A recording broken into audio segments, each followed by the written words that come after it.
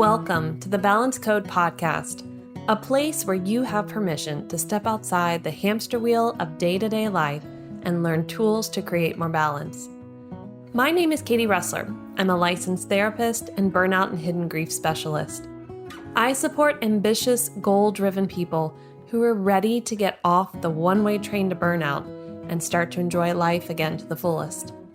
Oh, and by the way, I'm a mom of 3, an expat living in Germany who is still learning the language, and an entrepreneur. Living my balance code is what keeps me able to work in incredible ways without burning out. So let's find your balance code. Hey everyone, welcome back to the podcast. Today we are discussing disappointment. Yep, the emotion and experience and feeling of disappointment. But I'm going to put a twist to this because often we think about our own disappointment, but what leads us to people please or avoid confrontation is other people's disappointment. We don't like to disappoint other people. We will disappoint ourselves before we will disappoint other people. And we need to dive into why that is. What is going on in our psyche that it is just much more manageable to feel disappointed ourselves rather than to disappoint other people. Now, if you listened back at episode 12, where I talked about the truth of people pleasing, we really went into that people pleasing is a selfish act. It is protecting ourselves from feeling something being abandoned, alone, not mattering, not feeling worthy. And also, I'm going to add to that, it is our desire to not disappoint other people. We don't like that feeling. In fact, people will tell you that physically they cringe, they feel the sense of disappointing someone else, and that makes it really difficult.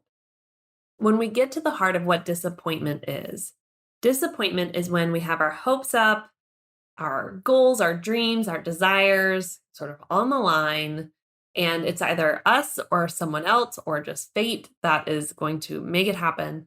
And it doesn't occur. And the emotion and the mental experience of it is called disappointment.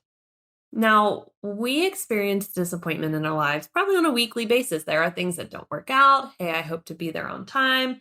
I hope there would be no traffic. I hoped so-and-so would do the thing I wanted them to do. So disappointment's nothing new to us. If we experience disappointment on a regular basis, then other people do too. But we don't like to be the cause of other people's disappointment. We don't like to be the catalyst of that. Why? I mean, you probably can already think about it right now and go, oh, I might know. I believe the reason we struggle with handling other people's disappointment is because of childhood wounds. It goes back to how we were parented, how things were in school. And if we were blamed for other people's feelings, you made me feel you're bothering me, you're a problem, then we will be conditioned to dread disappointing someone. I know for me, when my dad would be like, I'm disappointed in you, it was like a dagger to the heart. I felt awful. And I think back and go, well, why? Why was it that way? But I was conditioned that if my dad was not happy with me, if my dad was disappointed in me, then I really had done something wrong. I had really screwed up. And that's a difficult place for a child to be in, to think that they have done something to make an adult think less of them. Because ultimately, when we as a child are experiencing someone else's disappointment, we believe they think less of us, they don't love us as much, we're not worthy. It really messes with our head. So as we go about our lives, trying not to make people unhappy, trying not to disappoint them, trying to fulfill their wishes without even knowing what their wishes are sometimes, we will condition ourselves even more to dread the experience of disappointment of anyone. Our boss, our partner, our friends, people we don't even know.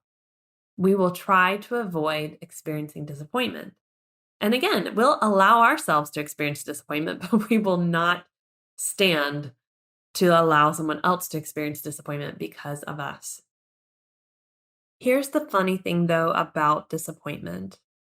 When we struggle to allow someone else to experience the emotion of disappointment, when we do our best to make sure that they don't ever have to feel that, we are robbing them of personal growth, of learning how to feel disappointment and handle it, and not throw a tantrum, and not shame or guilt us, but to actually be able to feel it and go, you know what?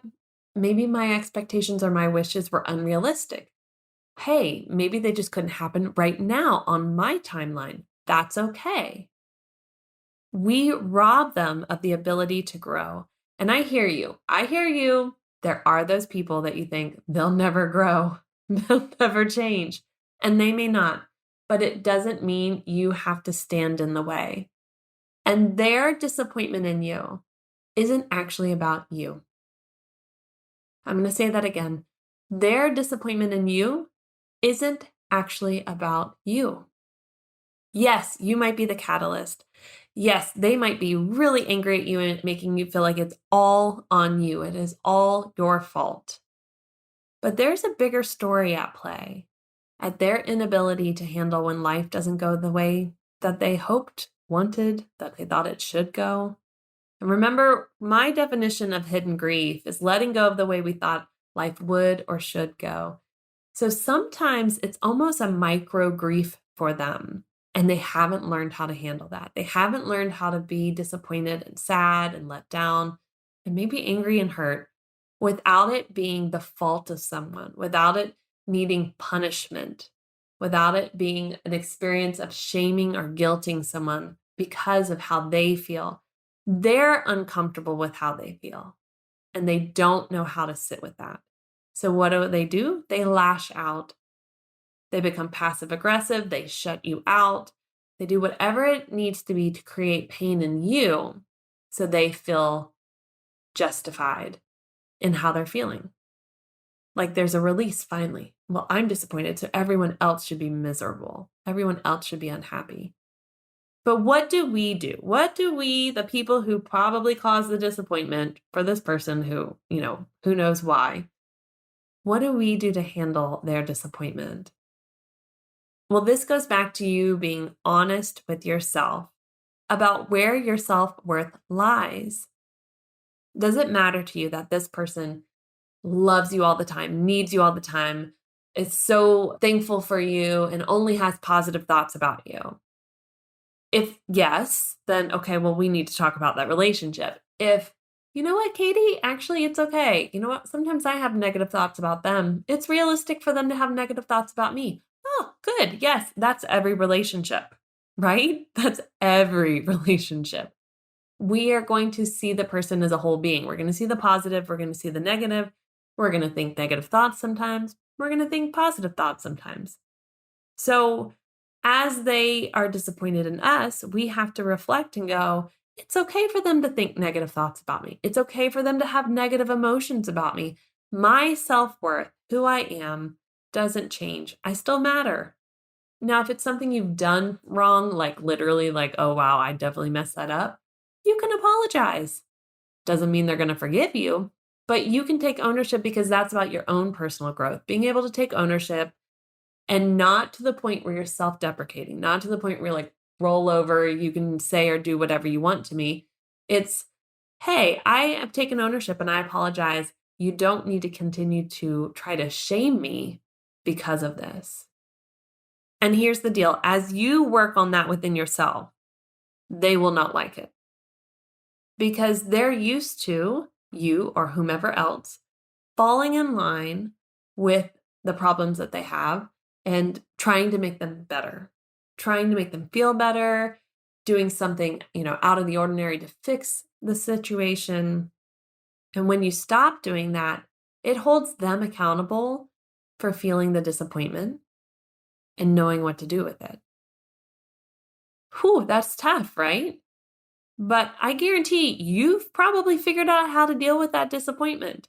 Now, here's the thing. If you're a parent or in a partnership, or you have that really close friend that you just maybe are a little bit too bluntly honest with, you probably struggle with disappointment around them and probably replay some of the things that were said or done to you in those relationships unless you fully healed this. It comes out of us in very close-knit relationships. We will start to kind of do these things, not to the same degree, but it will come out.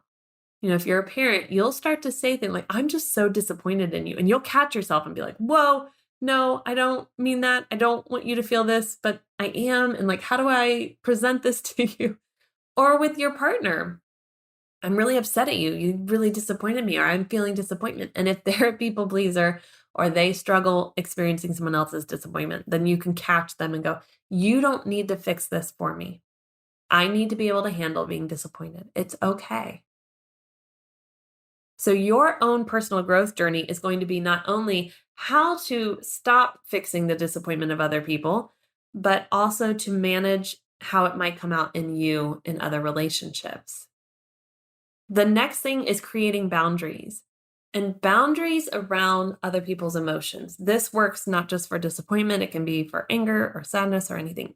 Often, if you're an empath, what we believe is that we're sponges to other people's emotions, but that's not true. That is not what it means to be an empath. An empath is, I'm in touch with my emotions, that I can feel when something comes up as you share your story, as you share your emotions. And I might even be able to touch on my own experience that was similar. So I can relate and sit with you.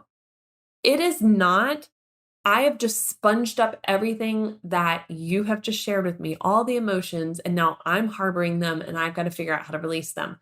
That's poor boundaries. That's not being an empath. And the biggest tool around boundaries is to remember your emotions are yours and their emotions are theirs. And if you have to mentally repeat that to yourself, this is their stuff, this is their stuff, this is their stuff, I'm here, I am me, I am these emotions, they are these emotions, then do that. But boundaries start with you understanding you do not have to be a sponge to their emotions.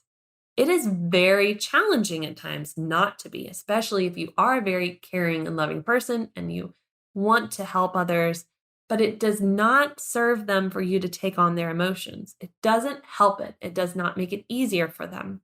Again, it tends to lead us to do things that hurt us in the long run. Again, we sponge up that emotion and then we're left trying to figure out what to do with it. So the better boundaries we can have around other people's emotions, including disappointment, and around ours is important. There are a variety of ways to do that, as I've just shared. One, we'll get into a boundaries episode, I'm sure, in the future. But boundaries around it. So one, allow the other person the respect to learn how to deal with disappointment. You don't have to fix it. You don't. And two, having better boundaries with the emotion of disappointment and the emotions that come with disappointment will help you to remember you don't have to be a sponge to it and you don't have to fix it. You don't have to feel it. And when you do start to feel it, a reminder that this is their stuff and it is okay. They are allowed to feel disappointed about X, Y, Z. And if there's a part in it that I've played that I can see was a total mess up, a total accident, whatever, I will apologize, but I will not allow them to continue to pull me through their disappointment because they don't know how to handle it. That's where I need to step in and go, hey, I understand you're disappointed, but you get to be that way. I don't have to then feel shamed or guilted because of this. I've apologized. So we're moving forward. I understand if you can't move forward, I am. Those are tough boundaries to put down with people, but the more you practice it, the easier it gets. And I would suggest finding people that maybe you're not as connected to practice it with, and slowly bringing it into those who are closer to you. Now, there is a select few of you that it will be easier for you to do it in your own home versus strangers. So whichever way it is, practice with the people that you will find it easier to do that with, and then start to approach it in those relationships that are a little more difficult. Disappointment isn't the problem. We all feel disappointment on a weekly basis. It is how people handle their disappointment. and whether they have the ability to or the inability to. Once you recognize that, you start to understand that it really isn't about you. It's about a personal growth moment that they need to have, whether they're ready for it or not. Okay, I hope you've enjoyed this episode and learning more about the interesting experience of disappointment. As we wrap up, I want to let you know I have a new workbook / e-guide for you, which gives you 30 ways to detox from the stress. Now, you've heard me talk about stress versus burnout, and the interesting thing about stress is the hormones that are released usually take about 3 to 4 hours to leave our system. But when you are experiencing stress on a regular basis, it can take up to 6 months. So this e-guide with a workbook attachment gives you 30 tools to start using on a daily basis. You don't have to use all 30, of course, to detox from the stress hormones and to complete the stress cycle. We will be talking about that in a future episode as well. So make sure you look in the show notes to get the link to that workbook and e-guide. It is chock full of support resources. So I want you to get that. Okay, that wraps it up for today. I hope you enjoyed this week's educational podcast episode. And here's to finding our balance code. Thank you so much for listening to today's episode. If you have a moment, please leave a rating or a review so that others can find this podcast who are looking for support just like you. Let's connect on Instagram at katie.russler or at Balance Code Podcast, or check down in the show notes to find ways that we can work together and see other offerings that I have for you at this time. And as always, here's to finding our balance code.